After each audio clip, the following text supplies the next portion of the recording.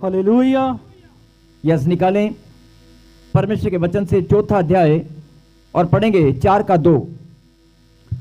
यद्यपि यीशु स्वयं नहीं वरन उसके चेले बपतिस्मा देते थे, तो वह यहूदिया को छोड़कर फिर गलील को चला। क्या पढ़ रहे हो?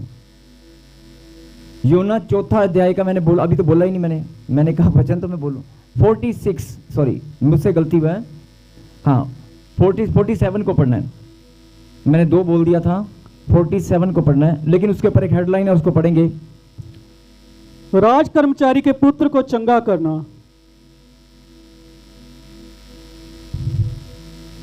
पढ़ दूसरा। राज कर्मचारी के पुत्र को चंगा करना। वह ये सुनकर के यीशु यहूदिया के गलील में आ गया है, उसके पास गया और उससे विनती करने लगा कि चलकर मेरे पुत्र को चंगा कर दे, क्योंकि वह मरने पर था। बोल हालेलुया। हालेलुया।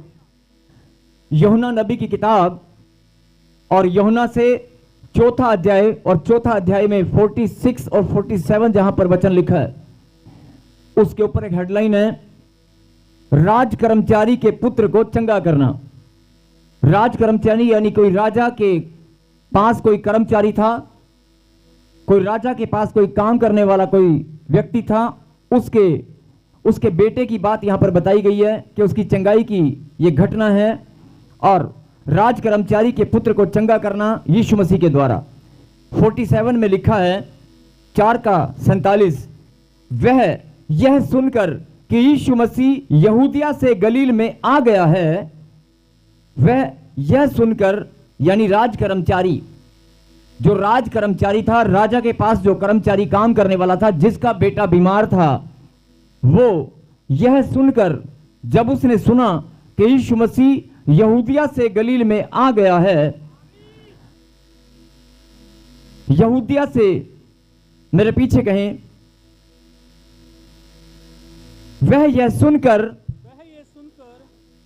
यह लाइन बोलना बहुत जरूरी है। इस लाइन में आपकी बहुत बड़ी आशीष है।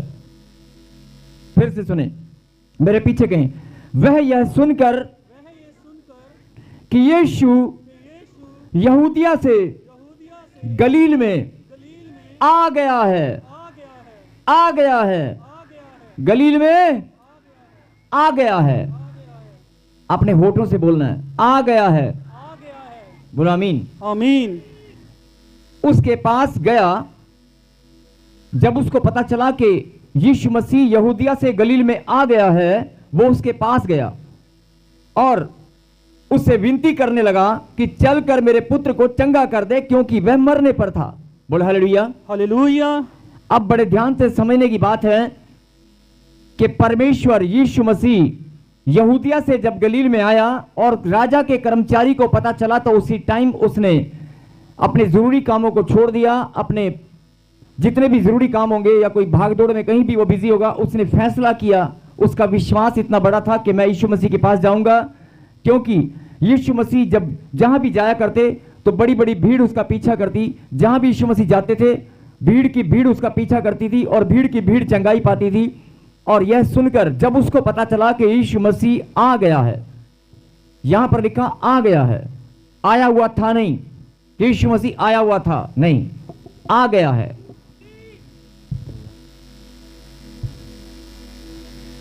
यह सुनकर कि यीशु मसीह यहूदिया से गलील में आ गया है, उसके पास गया और उससे विनती करने लगा कि चलकर मेरे पुत्र को चंगा कर दे, क्योंकि वह मरने पर था। बोला हालेलुया। हालेलुया। अब समझने की बात क्या है कि जब पहले दिन 13 तारीख को झारखंड में प्रचार करते हुए जब मैंने इस वचन को प्रचार किया, और आज भी मैं इस वचन को प्रचार जब कर रहा हूं, तो मुझे अब बाद में पता चला कि परमेश्वर ने वचन क्यों दिया है। क्योंकि परमेश्वर बताना चाहते थे और देखना चाहते थे, लोगों को समझाना चाहते थे और देखना चाहते थे कि कौन कौन मेरा बेटा मेरी बेटी इस बात को समझ गया कि यीशु मसीह आ गया है। हालेलुया। और वहां पर मैंने प्रचार किया कि आज यीशु मसीह जैसे यहूदिया से गलील में आ गया और वो राज कर्मचारी दौड़कर उसके पास गया, आज भीड़ की भीड़ आप भी यीशु मसीह झारखंड में इस खूंटी के मैदान में, एनएचपीसी तोरपा मैदान में यीशु मसीह आ गया है। और जिनको समझ में आ गया कि यीशु मसीह आ गया है, तो अगले दिन बड़ी भीड़ वहां पर आई, तो परमेश्वर ने उत्तर दिया कि वाकई लोग यीशु मसीह के पास चलकर आए। ये परमेश्वर ने दिखा दिया। बोला हालेलुया। हालेलुया। कि भीड़ की भीड़ वहां पर आई, परमेश्वर ने दिखाया कि उसको प्यार करने वाले, उससे प्रार्थना करने वाले, जैसे राज कर्मचारी दौड़ कर गया था पता चलते ही, ऐसे ही झारखंड के लोगों को, आसपास के लोगों को जब पता चला कि यीशु मसीह प्रभु का दास नहीं, प्रॉफेट रविंदर नहीं, वहां पर यीशु मसीह आया हुआ है, वहां पर यीशु मसीह पहुंच चुका है, जब लोगों को पता चला तो लोग अपने घरों से निकलकर दौड़ दौड़ कर वहां पर पहुंचने लगे। हालेलुया। और इस बात से परमेश्वर ने सबके जीवन में बदलाव किया। और जैसे राज कर्मचारी के जीवन में आश्चर्यक्रम हुआ, ये भविष्यवाणी है, वहां पर आने वाले हर एक व्यक्ति, एक एक जन के जीवन में चमत्कार हो चुका है। यस आमीन। और जितने लोगों ने लाइव देखा उनके जीवन में भी चमत्कार हो चुका है। आमीन। और उसने कहा था, जैसे ही उसको पता चला कि यहूदिया से गलील में यीशु मसीह आ गया है, वो दौड़ कर गया।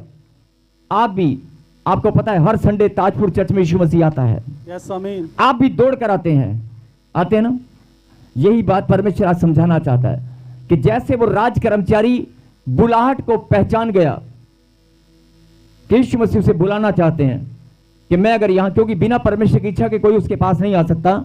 जिसके जीवन में बुलाहट होगी, जिस पर अनुग्रह होगा, केवल वही लोग वहां पर पहुंचने पाएंगे, और जिस पर परमेश्वर दया करेंगे। बोला आमीन। आमीन। और आज परमेश्वर यही बात समझाना चाहते हैं कि जैसे राज कर्मचारी इस बात को समझ गया कि दोबारा पता नहीं मौका कब मिलेगा, दोबारा पता नहीं मैं यीशु मसीह को कहां से ढूंढूंगा, यीशु मसीह को कहां मिलूंगा। आज तो यीशु मसीह खुद चलकर गलील में आ गया है। उसी टाइम उसने मौके को समझा, अवसर को समझा, और वो दौड़ कर गया और जाकर विनती और प्रार्थना की कि मेरा बेटा मरने पर है, आप चलकर प्रार्थना कर दें, उसे बचा लें। लेकिन यीशु मसीह ने क्या कहा? और आज यीशु मसीह आपको भी ये बात समझाना चाहते हैं कि मैं संडे के दिन ताजपुर चर्च में हर संडे में यहां पर आता हूं। आमीन। आसमान का खुदा, स्वर्ग और पृथ्वी का मालिक, वो स्वर्ग से उतर कर आता है। वो आसमान का खुदा, स्वर्ग और पृथ्वी का मालिक स्वर्ग से उतर कर यहां पर आता है, अपने सिंहासन पर, वेदी पर विराजमान होता है। वो यहां पर आता है, और जितने लोग चाहे लाइव में हैं चाहे यहां पर हैं, जितने लोग इस बात को समझ चुके हैं कि यीशु मसीह आ गया है, हर संडे वो यहां पर आता है। जितने लोग इस बात को समझ चुके हैं और वो दौड़कर उसके पास आते हैं और विनती और प्रार्थना करते हैं, उनके जीवन में वही आशाक्रम होता है जो राज कर्मचारी के जीवन में हुआ। बोला आमीन। आमीन। और मैं अपनी मर्जी से वचन का प्रचार नहीं कर रहा हूं। आज मुझे परमेश्वर ने कहा कि तू इस वचन को प्रचार फिर से करना। और जिन लोगों को अपनी बुलाहट नहीं समझ में आती, जिन लोगों को ये बात नहीं पता होने के बाद भी वो भूल जाते हैं या बात को ठीक से समझते नहीं है, मैं उनको आज समझाना चाहता हूं। और जब तू प्रचार करेगा, जो लोग अपनी बुलाहट को जान लेंगे, पहचान लेंगे, उनके जीवन में वही आशाक्रम होगा जो राज कर्मचारी के जीवन में हुआ। बोला आमीन। आमीन। और जब उसने विनती की कि मेरे पुत्र को चंगा कर दे क्योंकि वह मरने पर है, लेकिन उसने क्या कहा? चल कर। क्या कहा? चल कर, मेरे साथ चल। एक दूसरे को हाथ लगाए और कहीं जागते रहो।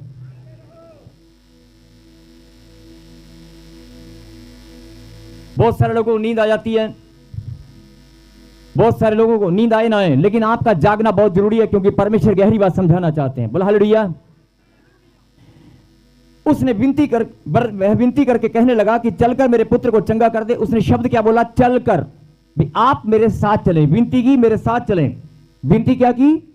मेरे साथ चलें, चलकर। तब यीशु मसीह ने क्या कहा? पढ़ेंगे नेक्स्ट। यीशु ने उससे कहा, जब तक तुम चिन्ह और अद्भुत काम ना देखोगे, तब तक कदापि विश्वास ना करोगे।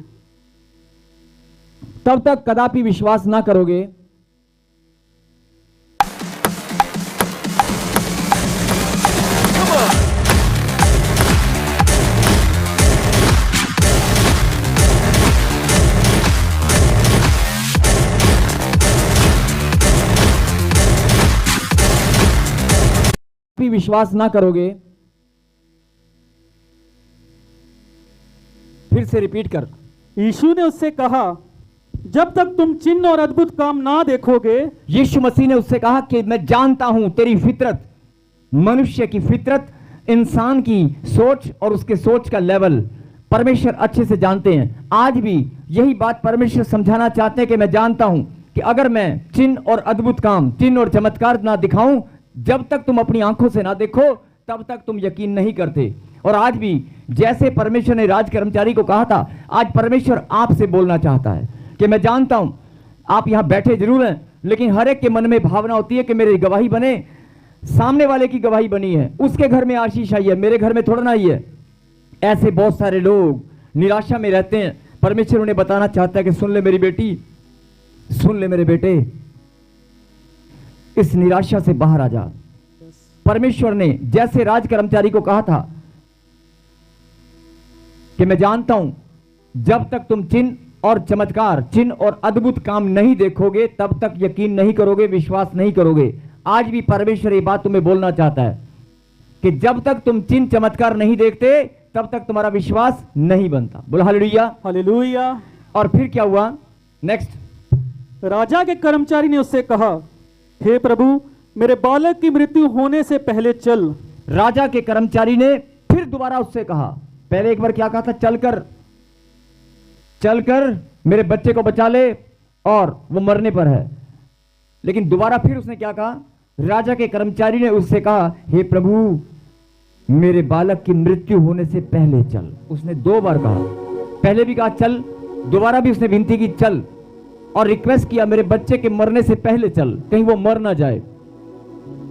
नेक्स्ट, फिर क्या हुआ? यीशु ने उससे कहा, जा, तेरा पुत्र जीवित है।